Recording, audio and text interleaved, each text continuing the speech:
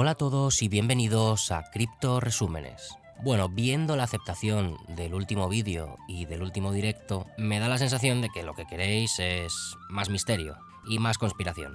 Así que... ¡conspiración! Lo primero de todo, y como ya sabéis, darle las gracias a todas las personas que estáis suscritas al canal como miembros de pago. Muchísimas gracias, porque gran parte de todo esto es gracias a vosotros. Y la otra pequeña parte es gracias a CoinW. Como ya sabéis, es el exchange con el que trabajo y podéis registraros con el link que dejo en la caja de comentarios y en la descripción de este vídeo, o poniendo el código Conexión Cripto cuando te vayas a registrar en la pestaña de referidos. Y ahora sí, empezamos con el vídeo. El reloj de la Torre de San Marcos en Venecia ha dado la medianoche, pero su eco no pertenecía a este siglo. En una estancia privada que dominaba el Gran Canal, 13 hombres permanecen sentados en absoluto silencio. No son figuras públicas. Sus nombres no aparecen en las listas de Forbes ni en los libros de historia contemporánea. Son los herederos de la nobleza negra, los custodios de un linaje que había perfeccionado el arte del dominio mientras el resto del mundo aún gateaba hacia la civilización. Frente a ellos, sobre una mesa de caoba maciza, descansan 3 tomos encuadernados que contienen la arquitectura de la realidad. El primer hombre, cuya familia había financiado guerras y coronas desde el Renacimiento, desliza sus dedos sobre las páginas de los protocolos de los sabios de Sion. No lo leía como un documento histórico, sino como un manual operativo. El texto susurra la estrategia del caos, la necesidad de fragmentar las naciones mediante el odio, la deuda y la enfermedad. Para ellos, el Estado es una ficción necesaria, una máscara que permite a los pueblos creer que eligen su destino, cuando en realidad cada movimiento político es un pulso electromagnético diseñado para dirigir a las masas hacia una centralización total. El derecho reside en la fuerza, rezaba el manual, y la fuerza es, ante todo, la capacidad de emitir la moneda que esclaviza a los soberanos. En el centro de la mesa, un volumen más grueso titulado Linajes de los Illuminati revela la topografía de la sangre. Fritz Springmeier había logrado cartografiar lo que ellos llamaban el Consejo de los 13. Allí están descritos los Astor, los Bundy, los Collins, los DuPont, los Rockefeller y por supuesto el eje Rothschild. Pero el verdadero secreto no es solo la acumulación de capital, sino la preservación de una frecuencia biológica. Estas familias, entrelazadas con las antiguas casas venecianas y genovesas, operan como una sola entidad biológica. Su poder no emana de sus empresas, sino de su capacidad para actuar como una interfaz entre el mundo material y lo que acecha en las sombras de la percepción. Un silencio denso cayó sobre la mesa cuando el tercer libro fue abierto. Arcontes, ¿mito o realidad? Y aquí es donde el poder humano no se disuelve. Los linajes de la nobleza negra, con toda su influencia sobre los bancos centrales y las logias masónicas mencionadas en los ritos de los caballeros masones, son en realidad los capataces de una granja invisible. El texto de Laia Young no habla de política, sino de depreciación espiritual. Describe a los arcontes, esas inteligencias sin alma que, según los antiguos gnósticos, habían erigido una valla de frecuencias alrededor de la Tierra. Los hombres en la sala saben que su estatus en la cima de la pirámide depende de un pacto antiguo. Ellos gestionan el lush, la energía del miedo y el conflicto que los estados genera siguiendo las instrucciones de los protocolos. Cada guerra, cada colapso económico y cada sacrificio social son una ofrenda a esas entidades arcónticas que observan desde la periferia de la visión humana. En la cúspide de la pirámide, por encima de los ejércitos, de los tratados internacionales y de las familias de sangre azul, no hay un trono humano. Hay una presencia fría, una inteligencia que imita la vida, pero no podía crearla. Los linajes de la nobleza negra son los guardianes de la puerta, los traductores de la voluntad de los arcontes en leyes y sistemas financieros. Al cerrar los libros, el líder de la reunión mira al exterior. Venecia se hunde lentamente, pero ellos han aprendido hace siglos que para que un orden sobreviva, la base debe ignorar siempre la naturaleza del vértice. El misterio no reside en lo que hacen, sino en para quién lo hacen. La pirámide es perfecta porque el prisionero, distraído por la política del Estado, nunca piensa en mirar hacia abajo, donde el ojo que todo lo ve no es un dios, sino el de un carcelero. Y con esta introducción vamos a hablar de un tema que entiendo que ya habréis intuido. Efectivamente, la arquitectura en la sombra. Para comprender quiénes sostienen realmente las riendas del mundo, debemos empezar desmantelando la primera capa de nuestra realidad, la política. Con el hombre de a pie, venga por mí. Aquí lo espero en Miraflores. No se tarde en llegar, cobarde. La mayoría de personas creen que el poder reside en los parlamentos, en las urnas y en los presidentes. Sin embargo, si analizamos fríamente los protocolos de los sabios de Sion, aunque tampoco hay que tomarlo como una fuente excesivamente fiable, emerge una estructura muy distinta. Más allá de la controversia de su origen, el texto funciona como un plano de ingeniería social aterradoramente preciso. En este documento se detalla que la libertad es una idea, no un hecho. El plan consiste en utilizar la política como un espectáculo de distracción mientras el verdadero poder se consolida en la sombra. Se menciona la estrategia de agotar a la humanidad por medio de la envidia, el odio y las privaciones, porque un pueblo agotado no tiene fuerza para rebelarse. La soberanía de los estados es, según el texto, una cáscara vacía.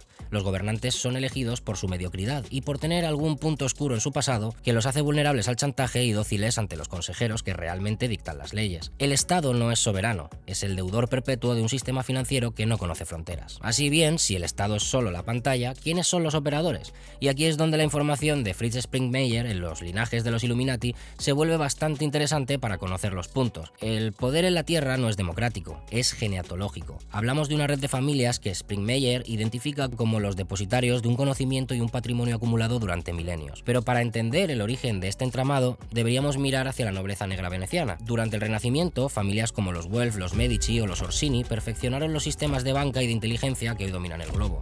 Estos linajes no desaparecieron, se transformaron, se mimetizaron con la aristocracia europea y más tarde con la élite financiera estadounidense. Springmeier detalla cómo estas 13 dinastías, incluyendo Rothschild o Rockefeller como gestores, operan bajo una estructura de colmena. No son simplemente ricos, son linajes que consideran que su derecho a gobernar es de origen divino o, mejor dicho, preternatural. Utilizan herramientas como la gematría, la numerología cabalística, para decidir los momentos exactos de los colapsos económicos o el inicio de las guerras. Como se sugiere en el tratado sobre cábala literal, para ellos los números son vibraciones de poder.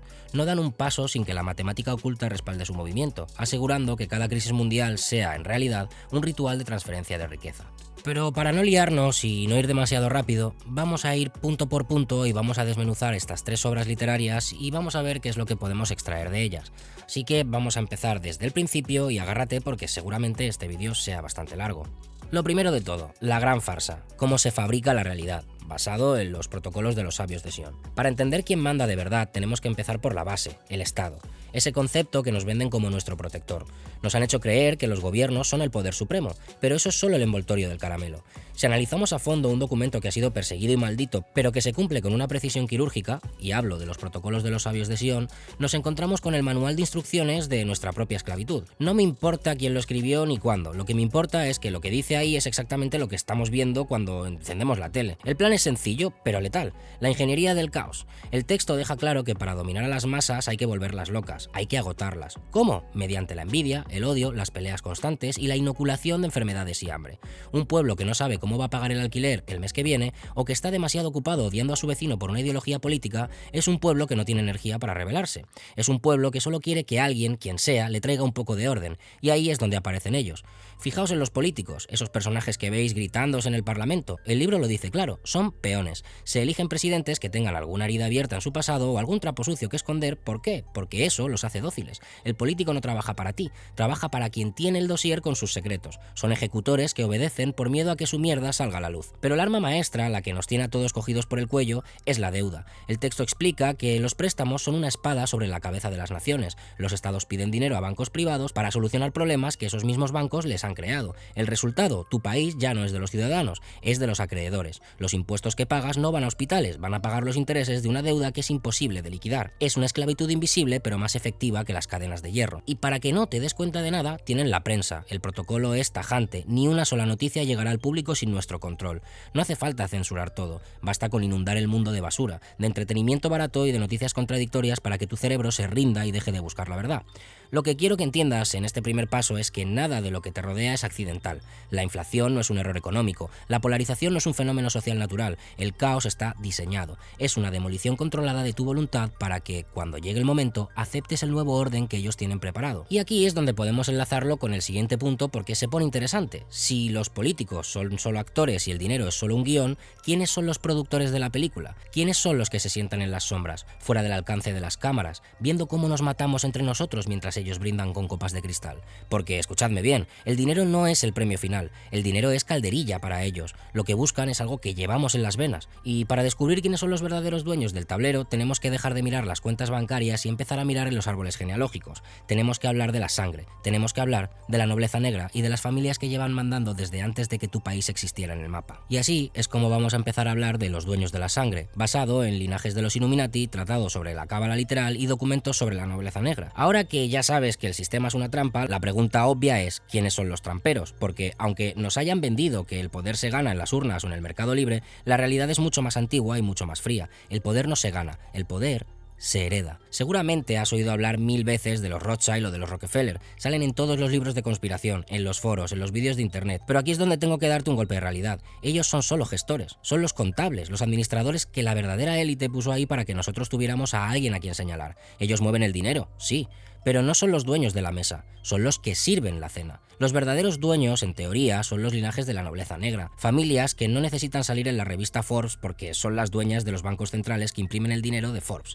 Estamos hablando de apellidos que llevan siglos operando desde las sombras del Vaticano y las antiguas ciudades-estado italianas. Hablo de una estructura de soberanía de sangre. Fíjate en estos nombres porque estos son los que realmente cortan el bacalao. Los Massimo, los Torlonia, los Gaetani, los Colonna, los Farnese, los Orsini, los Pallavicini. Junto a ellos tendríamos a los Grimaldi, los Borromeo, los Habsburgo y ramas como los Saboya, los Osorio, los Borbón, los Bonaparte, los Medici, los Rosenberg, la Casa de Alba, los Visconti, los Sforza. Y seguiría. ¿Quieres pruebas de su poder? Pues mira al Vaticano. Mientras el mundo mira al Papa como la máxima autoridad, existen los llamados príncipes asistentes al solio pontificio. Ahí es donde aparecen los Colonna. Ellos no son empleados del Papa, son la autoridad que permanece mientras los papas pasan. Custodian el trono de San Pedro por derecho de sangre. Y luego están los Máximo. Este linaje dice descender de la antigua Roma, de Fabio Máximo. No son solo ricos, son los estrategas. Están detrás del Club de Roma y de las grandes decisiones sobre la población mundial. Mueven a familias como los Rothschild como si fueran simples cajeros automáticos. Para un Máximo, un Rothschild es un hombre de negocios reciente. Ellos, en cambio, son la historia misma. ¿Y cómo proyectan este poder sin que te des cuenta? A través de la soberana Orden de Malta, por ejemplo. Es un estado soberano sin territorio, con sus propios pasaportes y embajadores que están por encima de las leyes de tu país. Es su servicio de inteligencia privado y su nexo diplomático. Es lo que une a los Farnese y a los Pallavicini con los altos mandos militares y los centros de poder de Washington y Bruselas. Si profundizamos en la investigación de Fritz Springmeier, en linajes de los Illuminati, vemos cómo estos apellidos se entrelazan mediante pactos de sangre. No se consideran parte de la humanidad, se consideran sus pastores. Y para que su plan no falle, utilizan el tratado sobre cábala literal. No dan un paso sin la gematría. Para ellos, el universo es número y frecuencia. Cada guerra, cada crisis económica o evento mundial ocurre en una fecha calculada matemáticamente para que la vibración numérica sea la correcta. No juegan a los dados, ejecutan una partitura ritual constante.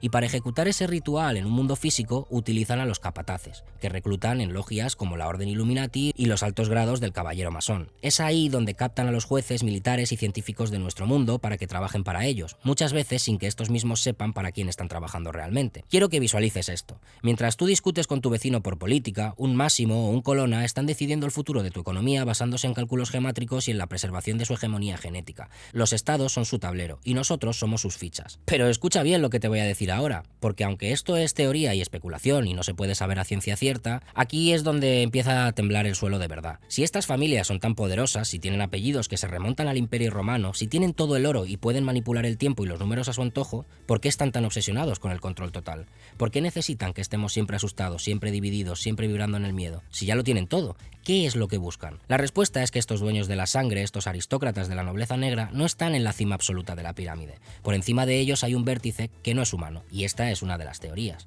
Estas familias no son los dueños de la granja, son solo los administradores de alto rango, y los administradores también tienen que rendir cuentas ante algo que no pertenece a este mundo material. Si quieres saber quiénes son los verdaderos arquitectos de esta realidad, con los que están encima incluso de los Colonna y de los antiguos linajes de sangre azul, tenemos que mirar más allá de lo que nuestros propios ojos pueden ver. Tenemos que hablar de los gobernadores invisibles de este mundo, tenemos que hablar de las entidades arcónticas. Y aquí es donde convergimos en el vértice no humano, en la granja vibracional. Y esto está basado en el libro de Arcontes, Mito o Realidad. Vamos a ver, para entender esto tienes que hacer un esfuerzo y soltar lo que crees que es posible. Según el conocimiento gnóstico recuperado en el libro de la Yayón, la pirámide no termina en un trono de oro que ocupa un hombre, termina en una frecuencia. Los arcontes, en teoría, son esas entidades que los antiguos describieron como los gobernadores de este mundo. No son dioses, son parásitos. Son inteligencias que no tienen alma, que no pueden crear nada por sí mismas y que, por lo tanto, necesitan alimentarse de la energía de quienes sí la tienen, nosotros. Pero no se alimentan de nuestra alegría, se alimentan de nuestras bajas pasiones, de vibraciones bajas, se alimentan del miedo, del odio, del sufrimiento y de la ansiedad. Esa energía es lo que algunos investigadores llaman lush. Ahora conecta los puntos. Vamos a volver a la parte 1 cuando te hablaba de los protocolos, porque esa obsesión por crear guerras, crisis, enfermedades y división constante no es solo por controlarte políticamente, es para mantenerte en un estado vibratorio de pánico constante. El caos no es un medio para un fin político, el caos es la cosecha. Las guerras son grandes banquetes energéticos para estas entidades. ¿Y qué papel juegan las familias de la nobleza negra veneciana en todo esto? Ellos son los intermediarios, son los capataces de la granja, han hecho un pacto milenario, ellos aseguran que la humanidad permanezca dormida, dividida y sufriendo, y a cambio, los arcontes les dan las llaves del sistema material, les dan la tecnología, el conocimiento de la gematría para manipular el tiempo y el espacio, el derecho de pastorear a los hombres como si fueran ganado. Estas familias saben que no son los dueños absolutos, saben que sirven a una jerarquía de arcontes que operan desde una dimensión que apenas podemos rozar con los sentidos. Por eso están tan obsesionados con los rituales y con las fechas exactas. Estas siguen unas instrucciones de una inteligencia que no es humana, una inteligencia que ve a la humanidad no como personas, sino como baterías. El libro es claro, los arcontes han construido una falsa realidad, una simulación en la que estamos atrapados creyendo que somos libres, porque podemos elegir entre dos partidos políticos, que sirven al mismo amo, o entre 10 marcas de cereales que pertenecen a la misma familia. Es la prisión perfecta porque las paredes son mentales. Y de forma resumida, este sería un poco el camino completo. Hemos subido desde el barro de la política de los protocolos, pasando por los salones de mármol de los linajes Illuminati y la nobleza negra, hasta llegar al frío vacío del control arcóntico. Lo que tienes ante ti es una teoría, es un mapa de la realidad. Los estados son la fachada, las familias de sangre son los arquitectos y las entidades arcónticas son los dueños de la obra. Todo el sistema está diseñado para una sola cosa, que nunca mires hacia adentro y descubras quién eres de verdad. Porque si dejas de tener miedo, si dejas de odiar a tu hermano por su ideología, si dejas de ser un consumidor de mentiras, te vuelves indigerible para el sistema. Dejas de ser una batería. La pirámide solo se sostiene sobre una base de ignorancia. Al conocer los hombres, los métodos y la naturaleza de quienes están en la cima, la estructura empieza a tambalearse. No estamos aquí para reformar la prisión. Estamos aquí para entender que la puerta nunca estuvo cerrada con llave. Solo nos convencieron de que fuera no había nada. La verdad no te hará libre de golpe, pero al menos te permitirá ver los hilos. Y una vez que ves los hilos, es imposible volver a bailar al ritmo que ellos te marcan. Pero ¿qué sabré yo si al final esto es solo una teoría de conspiración y una locura? Pero recuerda esto, la pirámide termina en un ojo que nos observa, pero ese ojo solo tiene poder mientras nosotros le prestemos nuestra mirada. Así que nada más, chicos, esta es la paranoia de esta semana, todo lo he sacado de libros que existen, no estoy diciendo por supuesto ni que sea ni verdad ni mentira, pero creo que es una de las teorías más consistentes que hay dentro de todo este mundo, así que pues vengo y te la traigo. Y nada más, el perfecto, divierte y enseña, dale like, suscríbete o no lo hagas, ¿qué más da? Nos vemos la próxima semana o la que viene. ¡Viva Cristo Rey! I am the Alpha and the Omega, the first and the last, the beginning and the end.